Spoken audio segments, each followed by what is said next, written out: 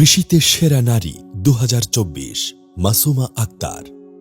Corona তাণ্ডবে অভাব আর দারিদ্র্যের কষাঘাতে জর্জরিত একটি পরিবার ঘুরে দাঁড়ায় মাংসের আচার তৈরির কৌশলকে সঙ্গী করে। গল্পটি মাসুমা আক্তার আর ছোট বাচ্চার ওই আচারকে সঙ্গী করে ঘুরে দাঁড়ানোর। আমাদেরকে এমন কিছু নিয়ে কাজ করা লাগবে যেটা হচ্ছে ইউনিক একটা প্রোডাক্ট থাকবে, যে মানুষ দেখা মাত্র এটা নিবে। সন্তানের দুধ কেনার টাকাও ছিল না তখন।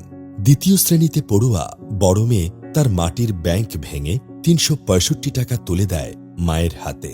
শুরুতে বাজার থেকে আলু এনে চিপস বানিয়ে ছবি দেন ওই প্ল্যাটফর্মে। হাজারখানিক টাকা লাভ হয়।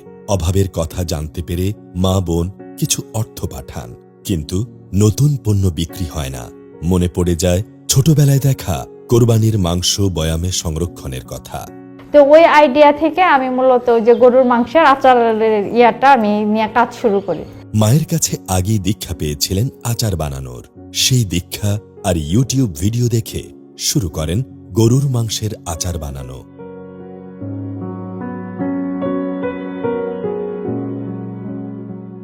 ওই প্ল্যাটফর্মে ছবি দিয়ে রীতিমতো ভাইরাল হয়ে যান।